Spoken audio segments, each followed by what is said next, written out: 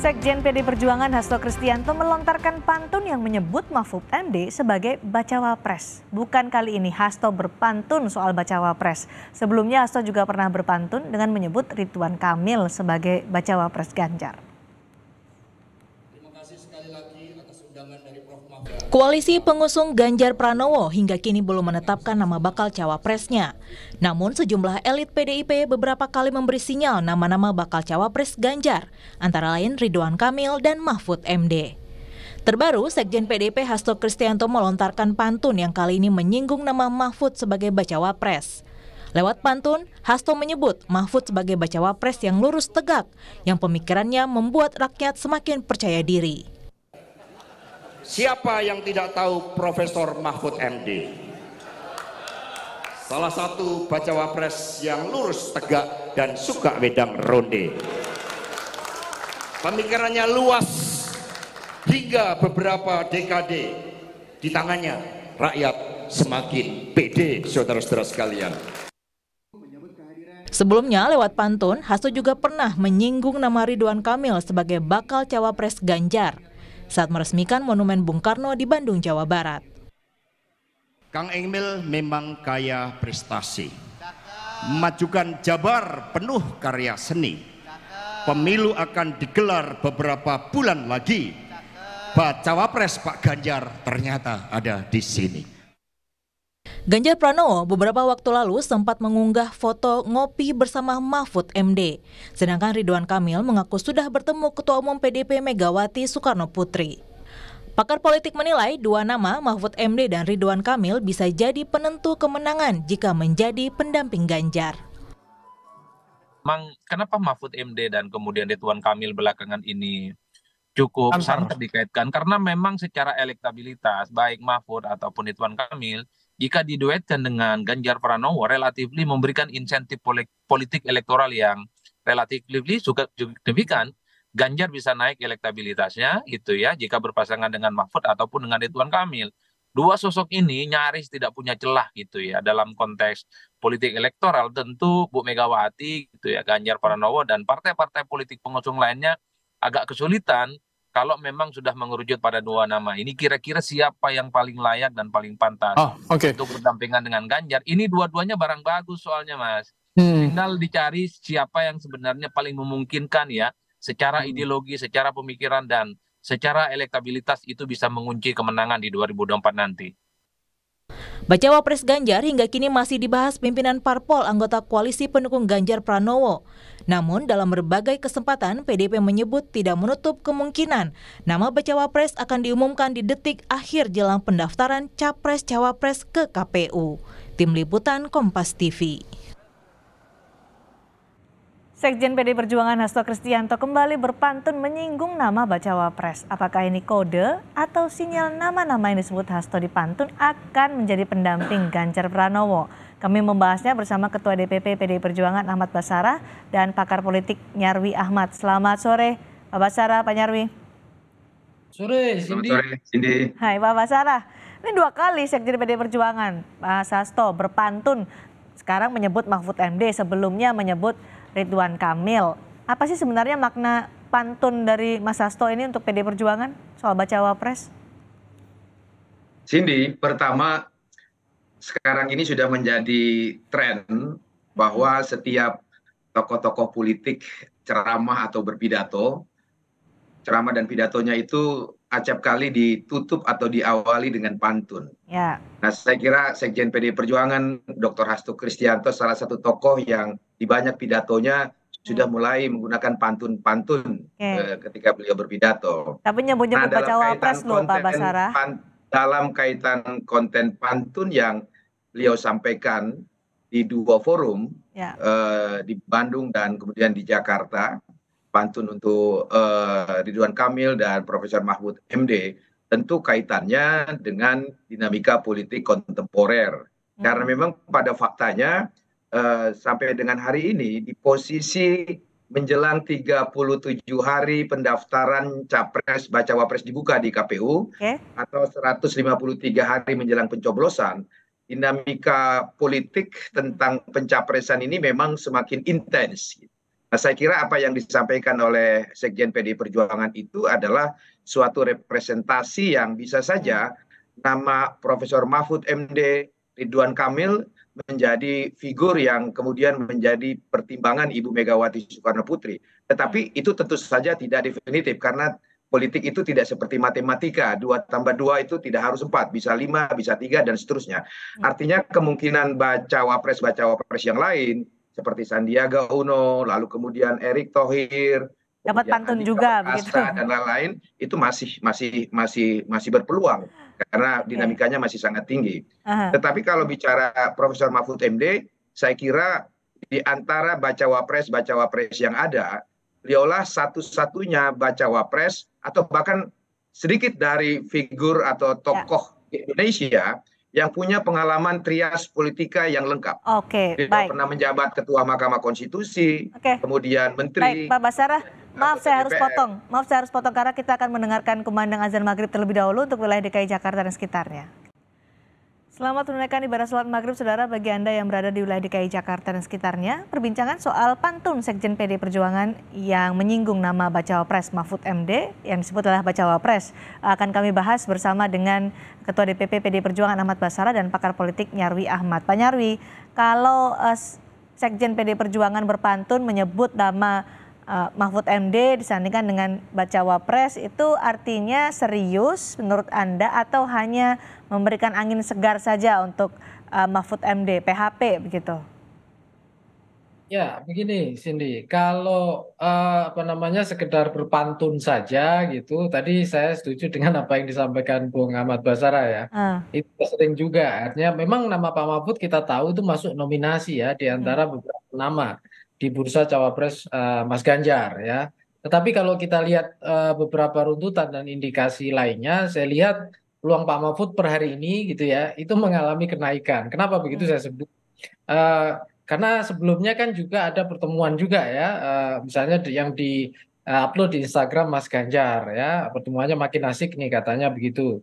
Terus juga ada beberapa pertemuan yang lain ya, misalnya Pak Mahfud dengan Pak Sekjen kan berapa kali, dengan Bu Mega juga saya kira juga gitu. Tapi intinya Cindy ya, peluang-peluang ini kan fluktuasi ya. Kita tidak bisa kemudian mengatakan bahwa peluang Pak Mahfud itu untuk menjadi cawapres Mas Ganjar itu paling besar, itu belum tentu juga. Ya, tentu ada pertimbangan-pertimbangan ya yang saya yakin ya tim dari pemenangan yang ada di sana ya, itu saya kira itu akan mempertimbangkan banyak indikator. Meskipun tadi disebutkan oleh Pak Basarah di antara nama-nama yang disebut sebagai bacawa pres potensial untuk Ganjar Pranowo, Pak Mahfud ini punya keunggulan orang yang berpengalaman di trias politika. Itu bukan termasuk keunggulan yang kemudian menempatkan Mahfud MD sebagai orang yang paling potensial di antara nama-nama lain. Ya, saya kira itu bagian cara PDIP mempertimbangkan atau membuat kriteria yang jadi prioritas untuk cawapres. Dan begini, saya lihat ini kan PDIP kalau membuat kriteria untuk misalnya siapa saja yang potensial mendampingi Mas Ganjar sebagai balon cawapres gitu ya, itu banyak sekali, tidak hanya insentif elektoral saja yang dikejar saya lihat, tetapi juga kompetensi. Tadi berapa kali disampaikan ya, kompetensi sosok bakal calon wakil presiden. Dan Pak Mahfud mendapatkan kriteria yang lumayan banyak di sana. Ya, kita tahu gitu, beliau kan pengalamannya juga banyak di lembaga legislatif, di eksekutif, pernah di MK juga gitu ya. Bahkan juga dengan para politisi sudah terbiasa itu. Pernah misalnya kita ingat ya 2014 itu ketua tim pemenangan Pak Prabowo waktu itu. Ya, kemudian juga 2019 kita tahu bahkan sempat masuk nominasi ya untuk cawapres Pak Jokowi misalnya begitu. Dan saya lihat dari sisi pengetahuan dan pengalaman gitu, saya kira juga cukup besar ya di sana untuk mengelola kepentingan negara. Belum lagi kalau kita lihat ya Cindy ya, itu juga misalnya begini, saya yakin ya PDIP juga mempertimbangkan soal karakter para bakal calon wakil presiden dan potensi-potensi ya seperti ambisi personal dan lain-lain, yang saya kira itu tentu lebih aman ya bagi PDIP memberikan amanah, karena ini kan amanah ya tiket cawapres itu kepada orang-orang yang bisa dipercaya. Makanya tadi saya lihat pantunnya Mas Hasto itu rakyat makin pede katanya gitu ya. Pak Mahfudnya misalnya itu katakanlah dipertimbangkan di sana. Dan ini gini ya, itu saya kira juga peluang itu selalu naik turun ya Cindy ya. Bukan jadi ini PHP atau bukan Pak Nyarwi soal nama-nama yang disebut di pantunnya Mas Hasto ini? Ya, kalau PHP saya kira orang sekelas Pak Mahfud nggak merasa juga di PHP, karena pernah juga kok 2019 hampir menjadi cawapresnya. Hampir jadi cawapres ya. Biasa saja gitu, udah diminta Pak Jokowi membantu lagi juga nggak ada masalah. Saya kira itu juga menunjukkan ini ya, bagian dari dinamika gitu ya, partai-partai di blok koalisi PDIP dan lain-lain. Itu untuk mempertimbangkan nama-nama atau menyeleksi nama-nama, dan ini saya kira juga tentu akan dibaca juga seperti apa respon pemilih gitu ya, dukungannya gitu ya, dan juga saya kira respon elit-elit yang nantinya itu dibutuhkan basis pendukung solid gitu. Jadi mereka yang disebut di pantun Mas Hasto jangan GR dulu begitu ya, Pak Nyarmi ya? Ya, oh iya, kalau itu iya dong, kan gitu. Prosesnya masih sedang berlangsung kan gitu. Nah, jangan GR dulu karena pantun Hasto Kristianto ini sebagai sarana untuk cek ombak begitu Pak Basarah? Test the water? Saya kira maksud Sekjen PDI Perjuangan menyampaikan pantun seperti itu, Cindy, bukan dalam rangka membuat GR atau membuat PHP. Itulah cara PDI Perjuangan menghargai, menghormati, mengapresiasi setiap tokoh-tokoh bangsa yang kami anggap punya prestasi. Saya kira Ridwan Kamil punya prestasi sebagai kepala daerah di Jawa Barat, Prof. Mahfud apalagi. Dan pada titik itu, kami sebagai pembantu Ibu Megawati Soekarno Putri di DPP PDI Perjuangan tentu punya kewajiban untuk memberikan masukan-masukan, informasi-informasi, dan laporan-laporan terkait perkembangan dinamika para bakal calon wakil presiden, calon presiden yang lain, partai-partai politik, dan yang lainnya. Saya kira benar yang Bung Nyarwi katakan tadi, PDI Perjuangan bukanlah partai yang terlalu pragmatis dalam mempertimbangkan memilih pemimpin bangsa yang semata-mata mengandalkan pertimbangan elektoral semata. Oleh karena itu, kesamaan kimiawi ideologis di antara calon presiden dengan calon wakil presiden dengan PDI Perjuangan dan partai yang lainnya, lalu kemudian integritas, kapabilitas, keterwakilan wilayah, dan lain-lain tentu menjadi pertimbangan utama kami. Pada titik itu, Profesor Mahfud MD memenuhi semua kriteria itu. Memenuhi kriteria sebagai calon pemimpin yang dibutuhkan oleh bangsa. Saya ulangi, yang dibutuhkan, bukan yang diinginkan. Yang dibutuhkan itu artinya ya, kalau kita mau memilih pemimpin bangsa yang betul-betul capable, memilih capres dan cawapres, ya saya kira kombinasi Ganjar dan Mahfud MD salah satu pertimbangan. Artinya, Pak Basarah, juga ada calon-calon yang lain yang memenuhi syarat untuk itu, Cindy. Artinya sejauh ini, Mahfud MD adalah orang yang paling memenuhi kriteria bacawa pres untuk Ganjar Pranowo selain Ridwan Kamil, Sandiaga Uno, kemudian juga sebelumnya ada nama Erick Thohir. Begitu, bisa disimpulkan seperti itu Pak Basarah? Iya, masing-masing kan punya kelebihannya sendiri-sendiri, Cindy. Ridwan Kamil punya kelebihan sendiri sebagai kepala daerah di Jawa Barat, di mana suara Mas Ganjar di Jawa Barat masih sejauh ini masih belum cukup kuat. Ada alasan elektoral di sana, juga ada alasan ideologis. Belum pernah ada calon wakil presiden dari dari Jawa Barat misalnya. Itu ada pertimbangan-pertimbangan semacam itu. Kemudian Sandiaga Uno juga punya pertimbangan lain. Kemudian Andika Perkasa punya pertimbangan lain, dan Profesor Mahfud MD juga pertimbangan lain. Dan saya kira itulah yang menjadi alasan mengapa pantun Mas Hasto kemarin menyebut cawapres Mahfud MD membuat rakyat makin pede. Ya karena latar belakangnya yang sangat lengkap itu, Cindy. Oke, baik. Pak Nyarwi, jadi mana yang lebih potensial di antara nama-nama yang masuk radar PDI Perjuangan yang sering dibahas, muncul di publik beberapa waktu terakhir ini? Ya, soal potensial itu tergantung kriteria mana yang jadi prioritas ini. Saya contohkan ya, misalnya kalau dalam situasi tertentu ternyata ya basis pemenuhan insentif elektoral yang itu sangat diperlukan, karena kan kalau mau berkuasa kan harus menang misalnya begitu ya untuk pemilu. Nah misalnya dan basis itu ada di Jawa Barat ya, dan Ridwan Kamil potensial sangat kuat di sana. Nah bisa jadi Ridwan jadi prioritas Ridwan Kamil. Tapi misalnya contoh ya, ternyata di Jawa Timur juga kuat gitu, dan Pak Mahfud juga tidak hanya tadi dengan kriteria yang sudah disebutkan Bung Baskara tadi, tetapi juga secara elektoral punya daya magnetik, bisa jadi juga masuk pertimbangan kan gitu. Atau misalnya juga dukungan-dukungan dari misalnya contoh ya, basis-basis masa P3 yang hari ini mencalonkan misalnya Sandiaga Uno. Ya bisa jadi pertimbangan, apalagi misalnya luar Jawa butuh itu misalnya begitu. Nah bisa jadi Sandiaga Uno juga masuk lagi ke bursa dalam eskalasi ke atas. Ini kan naik turun ya, naik turun yang saya kira nanti akan dinamikanya terjadi karena ada dinamika di pemilih, ada dinamika juga di elit-elit yang menjadi pendukung koalisi, bahkan ada dinamika proyeksi membaca Indonesia di masa depan, 5, 10 tahun, 20 tahun yang akan datang. Dan itu yang saya kira akan menjadi kriteria ya PDIP mempertimbangkan. Artinya kita nanti akan baru mengetahui bacawa pres atau bacawa presnya Ganjar Pranowo last minute pada saat hampir waktu pendaftaran di KPU, Pak Nyarwi. Ya, dugaan saya seperti itu, tetapi tidak last minute juga seperti periode sebelumnya ya. Yang mungkin kejutannya mungkin sangat-sangat mengejutkan lah. Kalau hari ini kan nama-nama itu udah muncul kan gitu. Ya. Dan bahkan kita sudah mendiskusikan nama-nama itu dari beberapa bulan kan gitu. Nggak jauh dari nama-nama itulah yang sudah beredar itu ya. Ya, dugaan saya sementara seperti itu. Per hari ini ya. Ya. Dugaannya akan seperti itu. Nah, Pak Basarah, mana yang lebih potensial? Sekali lagi nih, lebih potensial untuk menjadi bacawa pres Ganjar Pranowo ini. Apalagi hari ini kan sudah ada rapat pemenangan, rapat perdana tim pemenangan di Ganjar Pranowo. Apa juga membahas soal bacawa pres itu juga? Semua bacawa pres yang ada, menu bacawa pres yang ada, semuanya adalah figur-figur potensial sini. Tetapi potensial dalam hal akan dipilih, pada akhirnya sekian banyak bacawa pres, pada akhirnya hanya satu bacawa pres yang akan dipilih oleh Ibu Megawati dan ketua umum partai politik yang lain. Maka kalau bicara potensial terpilih, di 37 hari ke depan menjelang pendaftaran baca pres di 19 Oktober dan penutupan di 25 November, kecuali nanti KPU mempercepat masa pendaftaran, maka segala kemungkinan masih sangat mungkin terjadi. Baik dari bacawa pres menu yang ada, atau mungkin ada simulasi-simulasi pasangan calon presiden yang lain.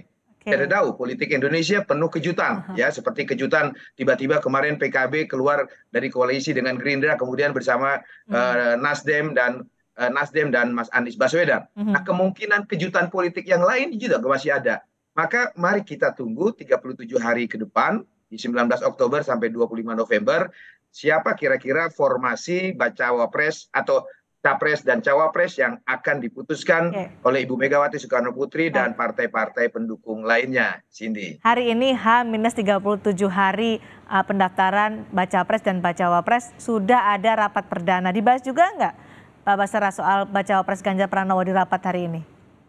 Ya, rapat perdana hari ini membahas tentang struktur, personalia, dan mekanisme tim pemenangan nasional Ganjar Pranowo dan calon wakil presidennya. Karena rapat itu masih bersifat pembahasan struktur dan program kerja TPN, maka masih belum membahas tentang pengerucutan nama-nama bakal calon wakil presiden.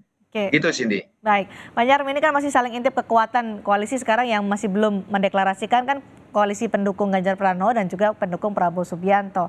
Apakah masih akan terus saling intip nih untuk peta elektoral dari dua koalisi ini untuk bacawa presnya?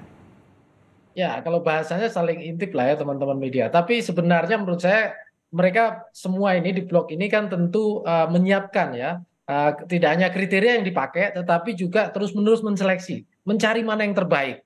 Terbaik dalam artian berbagai kriteria tadi ya. Yang terdekat jelas untuk kepentingan mengelola basis ya pemenangan misalnya begitu.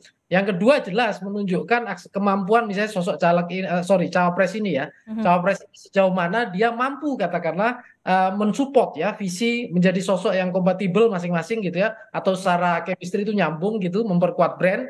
Nah, saya kira itu juga selain mereka juga saya kira teman-teman di blok koalisi baik di kubu Mas Ganjar maupun juga di Pak Prabowo itu juga akan terus berusaha mencari alternatif ya dari berbagai potensi untuk bisa berkompetisi, tidak hanya menang tetapi juga mungkin sehat lah secara baik, itu mewarnai demokrasi kita di Indonesia, karena kan kita masuk catatan sejarah juga cara berpilpres yang baik, kemudian menghasilkan pemimpin yang baik, kemudian mengelola negara secara maksimal. Nah, itu saya kira juga menjadi prestasi semua, kayak kira itu. Pak Basarah tadi membuka kemungkinan bisa saja ketika dinamika politik ini terus berlanjut, terus bergulir, bisa saja ada lintas koalisi seperti yang terjadi kemarin di Koalisi Perubahan, deklarasi Anies Baswedan dan Muhaimin Iskandar. Masih mungkinkah itu Pak Nyarwi mendekati 37 hari menjelang pendaftaran?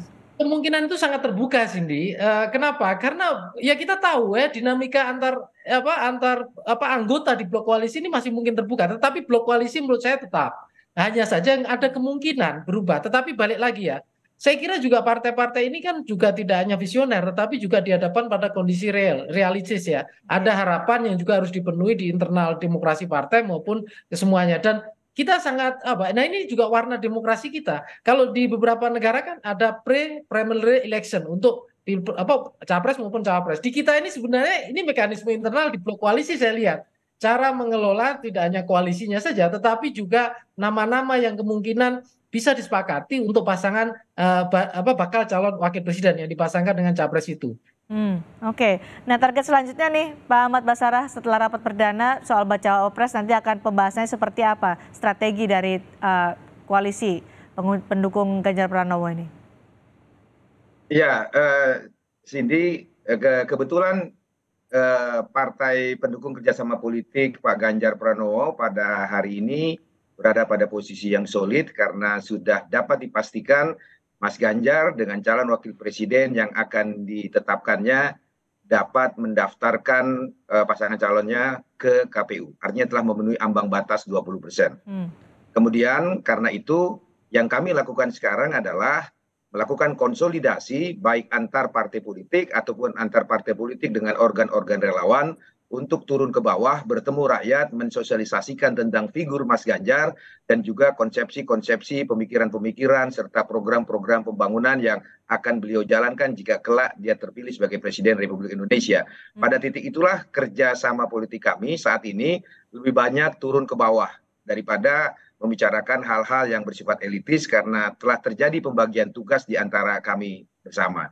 Dengan sinergitas itu kami yakin elektabilitas Mas Ganjar akan terus semakin meningkat dan sekarang pada posisi yang sudah teratas di antara beberapa hasil survei dan tentu kami akan terus berjuang untuk meningkatkan elektabilitas Mas Ganjar tersebut, Cindy. Baik, ditunggu kejutan nanti siapa bacawa pres Ganjar Pranowo atau mungkin nanti ada pantun-pantun berikutnya untuk tokoh-tokoh lainnya.